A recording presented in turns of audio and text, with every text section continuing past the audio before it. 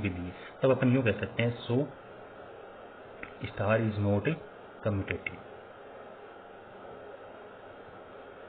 समझ में आया? अब इसके बाद में देखो स्टार इज नॉट कम्यूटेटिव के बाद में अब अपन इसको एसोसिएटिव होने की जांच करते हैं। तो देखो एसोसिएटिव के लिए क्या कंडीशन है, एसोसिएटिव के लिए आपको कंडीशन बताई थी कि इसी चीज को अपन 3 वैल्यूज में लागू करेंगे, यानी ए स्टार बी फिर वापस star C equal to check करना है अपने को कि A star B star C. अब ए स्टार बी को अगर अपन ए की पावर बी के अनुसार लागू करें तो यहाँ पर ये क्या हो जाएगा, ये हो जाएगा ए की पावर बी और स्टार सी इक्वल टू वापिस ये ए स्टार बी की पावर सी। अब यहाँ पर देखो ये पहली वैल्यू ए की तरह माना जाएगा, ये दूसरी वैल्यू बी की तरह, जबकि यहाँ पर ये पहली वैल्यू ए और ये दूसरी वैल्यू बी की तरह। तो देखो इसको अगर अपन सोल्व करें तो ये हो जाएगा A to the power B की होल पावर सी, जबकि इसको अगर अपन सोल्व करेंगे तो A to the power B to the power C हो जाएगा। तो यहाँ पर तो देखो नियम लागू होगा पावर की पावर होने का, यानी पावर मल्टीप्लाई हो जाएंगी, यानी इसको अपन कह सकते हैं A to the power B C, जबकि यहाँ पर जो पावर है वो अपने आप में बी की पावर सी है, यानी ये वापिस ऐसा कैसा रहेगा A to the power B to the power सी।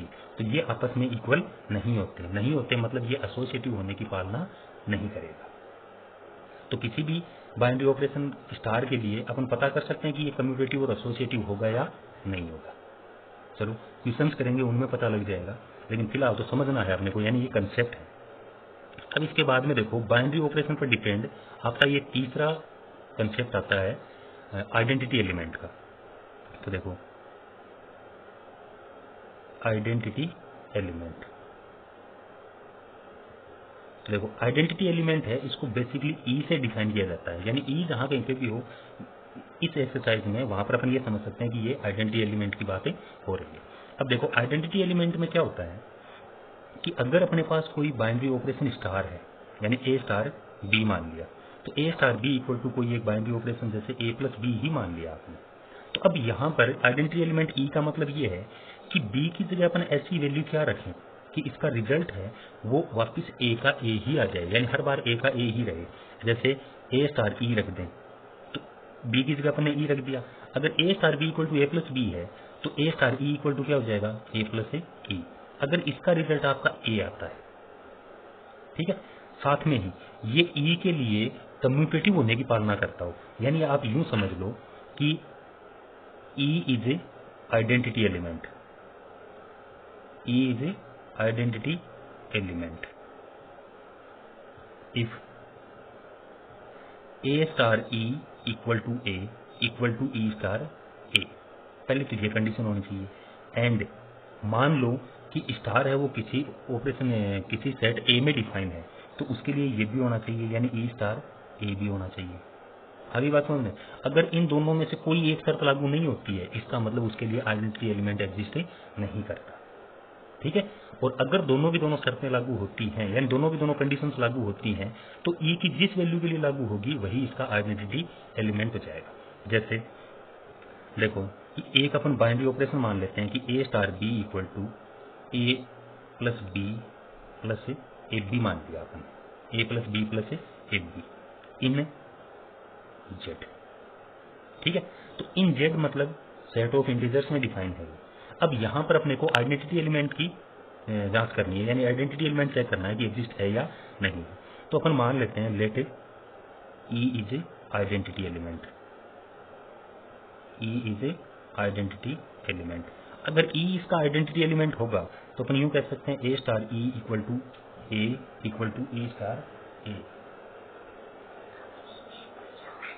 अब इसके बाद में अपन ए स्टार ई अगर इसको इक्वल मान के चलें तो अपन क्या लिख सकते हैं कि A plus A E equal to A.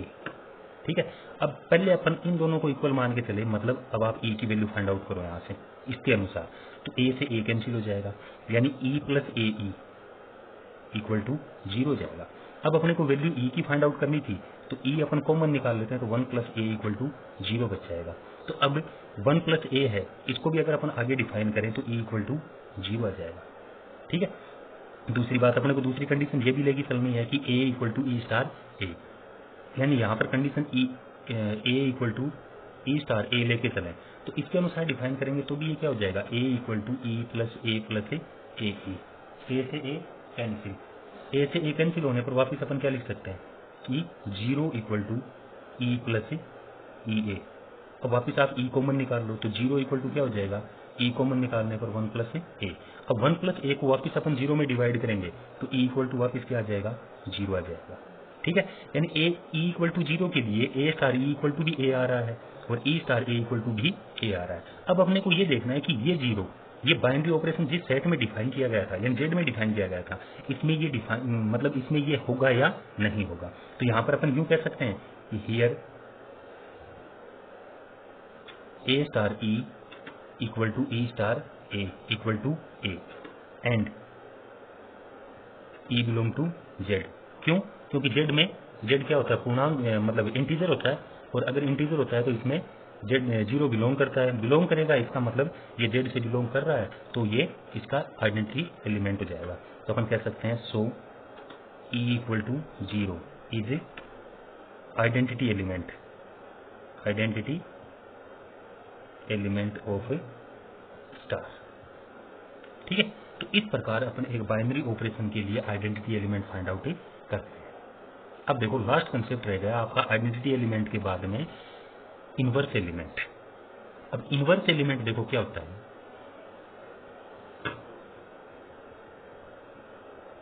Inverse element. अब इनवर्स एलिमेंट का मतलब ये है कि ए स्टार बी आपके पास कोई बाइनरी ऑपरेशन है तो जैसा आइडेंटिटी एलिमेंट के लिए अपन ने बी की जगह ई रखा था वैसे ही अपन मान लेते हैं कि इनवर्स एलिमेंट है वो आपका सी है। ठीक है, अब इनवर्स एलिमेंट अगर सी है तो इसके लिए अपन क्या लिख सकते हैं कि ए स्टार सी यानी सी की जगह कोई ना कोई एक ऐसी वैल्यू जो हर बार ए के अनुसार चेंज होती रहेगी लेकिन रिजल्ट वो हमेशा आपका ई आता रहेगा। ई मतलब आइडेंटिटी एलिमेंट। जैसे थोड़ी देर पहले अपन ने एक एग्जांपल लिया था कौन सा कि A star B equal to A plus B plus A B लिया था जिसका आइडेंटिटी एलिमेंट यानी इसके लिए अगर ये जेड में डिफाइन था तो अपन कह सकते हैं कि ई इक्वल टू 0 इसका आइडेंटिटी एलिमेंट था। अब देखो इसके लिए अगर अपन इनवर्स एलिमेंट फाइंड आउट करें तो इनवर्स एलिमेंट अपन कैसे फाइंड आउट करेंगे, तो सी को अपन ने क्या माना है यहाँ पर इनवर्स एलिमेंट माना है। इनवर्स एलिमेंट मानना है मतलब ये ए स्टार सी इक्वल टू ई आना चाहिए। अब A star C equal to ई आना चाहिए तो स्टार को अगर अपन एक्सपेंड करेंगे तो A plus A C equal to 0 जाए। ठीक है, अब अपने को वैल्यू फाइंड आउट करनी है सी की। अब अगर अपन यहाँ से ट्रांसफर करके सी की वैल्यू फाइंड आउट करें तो अपन यूँ लिख सकते हैं कि c plus A C equal to minus का ए। ठीक है, अब सी कॉमन निकाल लें तो 1 प्लस ए हो जाएगा तो 1 plus a equal to minus का ए तो सी इक्वल टू क्या हो जाएगा minus a upon 1 plus a. ठीक है, अब ये इसका क्या हो जाएगा इनवर्स एलिमेंट हो जाएगा। ठीक है, बेसिकली देखो क्या होता है कि स्टार कोई भी अगर बाइनरी ऑपरेशन है तो उसमें अगर आपका ये आइडेंटिटी एलिमेंट का एग्जिस्टेंस हो तभी उसके लिए इनवर्स एलिमेंट का एग्जिस्टेंस होता है। अगर नहीं होता है तो उसके लिए ये आइडेंटिटी एलिमेंट एग्जिस्ट नहीं होता है तो उसके लिए इनवर्स एलिमेंट भी एग्जिस्ट नहीं होता। ठीक है, चलो अब एक बच्चे ने 5th का क्वेश्चन पूछा था। 5th का क्वेश्चन 1.1 में से जो मुझे आज वापस मिल गया। तो देखो वो क्वेश्चन क्या था आपका कि थोड़ा सा फर्क था। मैंने एक चीज़ आपको बताई नहीं थी कि कोई फंक्शन एफ है यानी कोई भी एक फंक्शन है जिसको अपन दो फॉर्म में लिख सकते हैं। एक तो था आपका ऑर्डर पेयर के रूप में। ऑर्डर पेयर के रूप में मतलब एक्चुअल वो वैल्यूज जो फंक्शन को सेटिस्फाई कर रही हैं। दूसरी फॉर्म थी आपकी रूल, कौन सा रूल था वो, रूल फॉर्म यानी अक्स की फॉर्म में अगर अपन इसको लिख देते हैं तो वो इसकी रूल फॉर्म हो जाती है।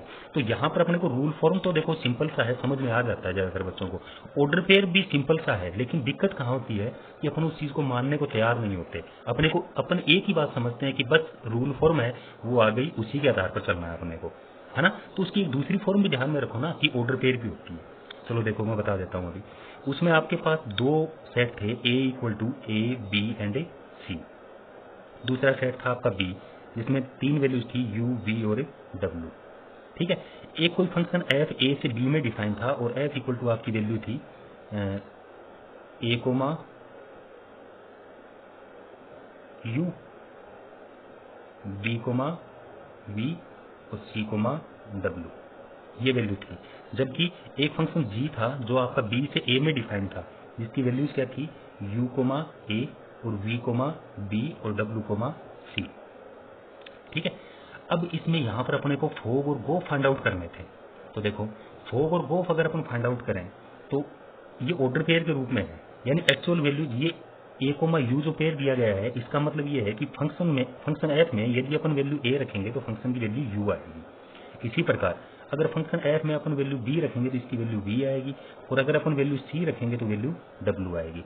इसी प्रकार अगर जी के लिए अपन पहली वैल्यू यू रखेंगे तो ये वैल्यू ए आएगी, और जी के लिए अगर वैल्यू वी रखेंगे तो ये वैल्यू बी आएगी, और फिर अगर जी के लिए वैल्यू डब्ल्यू रखेंगे तो ये वैल्यू सी आएगी। थोड़ी सी देखो ऊंच नीच हो सकती है, इसमें कंफर्म मुझे याद ना रहे, लेकिन तरीका बिल्कुल सेम टू सेम है। अगर ये समझ में आ जाएगा तो वो क्वेश्चन भी आप लोग कर लोगे। अब देखो, यहाँ पर अपने को फोग फाइंड आउट करना था, फोग और गोफ फाइंड आउट करने थे। तो फोग के लिए अपन क्या करते हैं, देखो फंक्शन जी की सारी वैल्यू अपन एफ में रखेंगे। तो जी के लिए पहली वैल्यू रखी जा रही है यू की, यानी पहले अपन जी में रख दें वैल्यू यू, तो ये जी यू बन गया। अब जी यू किसके इक्वल आ रहा है, ए के इक्वल आ रहा है। ए के इक्वल आ रहा है मतलब इसी को अपन बदल के यूं कह सकते हैं कि ये एफ ए हो गया, और एफ ए की वैल्यू किसके इक्वल आ रही है, यू। ठीक है, शुरुआत अपन ने यू से की थी फोग के लिए, और लास्ट जो रिजल्ट है यानी आंसर है वो अपना यू का आया। इसका मतलब फोग के लिए पहला पेयर बन गया यू कोमा यू। ठीक है, इसी प्रकार जी के लिए दूसरी वैल्यू आपकी वी है, तो फोग वी, तो फोग वी मतलब जी वी की वैल्यू कितनी है, बी, तो यहाँ पर ये वैल्यू आ जाएगी एफ है बी, और एफ बी की वैल्यू वापस आपकी वी के बराबर आ रही है, तो वापस पेयर बन जाएगा वी कोमा वी का। इसी प्रकार तीसरे के लिए अगर तीसरी वैल्यू जी के लिए डब्ल्यू है तो फोग डब्ल्यू हो जाएगा। फोग डब्ल्यू मतलब जी डब्ल्यू के लिए वैल्यू सी आ रही है, मतलब इसको अपन लिख सकते हैं एफ है सी। एफ सी की वैल्यू वापस कितनी आ रही है आपकी, डब्ल्यू आ रही है। तो अगर अपन फोग के लिए पेयर देखेंगे तो ये डब्ल्यू कोमा डब्ल्यू बन जाएगा। ठीक है, तो इसी प्रकार ये क्या बन जाएगा, फोग के लिए अगर अपन ऑर्डर पेयर के रूप में लिखेंगे तो फोग इक्वल टू पहला ऑर्डर पेयर हो जाएगा U comma U, V comma we और डब्ल्यू कोमा डब्ल्यू। ठीक है, इसी प्रकार अपने को गोफ और फाइंड आउट करना है। तो गोफ फाइंड आउट करना है मतलब गोफ के लिए अपन क्या रखते हैं, फंक्शन एफ को अपन जी में रखते हैं। तो एफ को अगर अपन जी में रखेंगे, देखो थोड़ा सा पूरा स्क्रीन में नहीं आ रहा है इसलिए एक बार में थोड़ा ध्यान से देख लेना या कॉपी पे लिख लेना आप लोग। एफ ए की वैल्यू है वो आपकी यू आ रही है, और गोफ के लिए अपन फंक्शन को क्या करेंगे, एफ की वैल्यू अपन जी में रखेंगे। तो एफ की पहली वैल्यू है वो ए है, तो पहली वैल्यू ए रखेंगे यहाँ पर, तो ये क्या बन जाएगा, जी यू बन जाएगा। और जी यू की वैल्यू वापस अगर अपन देखें तो ये कितना बन जाएगा, ए। तो अगर अपन गोफ के लिए देखें तो ए कोमा ए, यानी वैल्यू क्या बन जाएगी आपकी वापस से, यानी पेयर बन जाएगा ए कोमा ए का। इसी प्रकार एफ के लिए दूसरी वैल्यू है वो बी है, तो गोफ है बी, तो गोफ बी मतलब ये एफ बी पर देखेंगे, एफ बी पर वैल्यू आ रही है आपकी बी, ये बन जाएगा जी वी, और जी वी की वैल्यू वापस कितनी आ रही है बी, तो ऑर्डर पेयर बन जाएगा आपका बी कोमा बी। फिर इसी प्रकार गोफ यानी एफ में तीसरी वैल्यू है वो सी है, तो सी रखेंगे तो एफ सी की वैल्यू है वो डब्ल्यू आ रही है, यानी ये जी डब्ल्यू बन जाएगा, और जी डब्ल्यू की वैल्यू है वो आपकी वापस सी आ रही है, तो गोफ के लिए ऑर्डर पेयर है वो बन जाएगा आपका सी कोमा सी का। ठीक है, अब अगर ये तीनों वैल्यू आ गई तो यहाँ पर अगर अपन गोफ लिखें तो गोफ इक्वल टू क्या हो जाएगा, तीनों पेयर आ जाएंगे ए कोमा ए, फिर बी कोमा बी और सी कोमा सी। तो इस प्रकार ये हल हो जाएगा, यानी फोग और गोफ फाइंड आउट कर सकते हैं। लेकिन बेटा कहाँ नहीं मान रहे हो आप लोग, हमारी जो मेहनत है वो अभी भी गुण में आ नहीं रही है, और ना ही आप लोग कोशिशें कर रहे हो। अगर आप लोग जितने हो उतने भी देखो तो भी ये मान के चलें कि उतने तो कम से कम देखो, तो भी हम ये मान के चलें कि चलो ठीक है अपन जो कर रहे हैं वो काम में आ रहा है।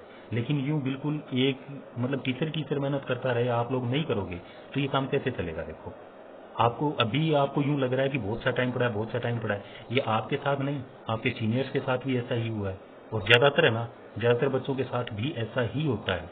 लेकिन लास्ट में रिजल्ट उनका वहीं पे रह जाता है, 60-65, इससे ऊपर वो नहीं जा पाते। तो मेहनत अभी से स्टार्ट कर दो, टाइम किसी के पास नहीं होता, आप लोगों के पास भी नहीं बचेगा, है ना। तो अब से शुरुआत करोगे, एंड में यानी लगभग दिसंबर तक जाते जाते आपको यूं खुद लगने लग जाएगा कि हाँ भाई हमने टाइम के अनुसार मेहनत की, हमें मैथ में डर नहीं है। लेकिन अगर आज भी कल करेंगे और ये टिकटॉक के चक्कर में रहोगे तो ये 12th का रिजल्ट है वो भी आपका टिकटॉक ही जाएगा। फिर समझ लिया ना बात को। तो ढंग से पढ़ाई अभी शुरू कर दो और क्वेश्चन वापस पूछा करो। जितने क्वेश्चन आप पूछोगे उसी से यूं लगेगा कि हाँ भैया आप लोग पढ़ रहे हो। नहीं पूछ रहे हो इसका मतलब हमें अरे क्लास में नहीं पता चलता था, यहाँ पर तो साफ साफ पता लग जाएगा कितने व्यू मिल रहे हैं, कितने वापस रिस्पॉन्स आ रहे हैं, उसके अनुसार साफ साफ पता चल जाएगा यहाँ पर कौन पढ़ रहा है और कौन नहीं पढ़ रहा है। अगर अभी भी नहीं माने तो फिर मैं स्कूल वालों से घर पे फोन करवाऊंगा, देख लेना। ठीक है।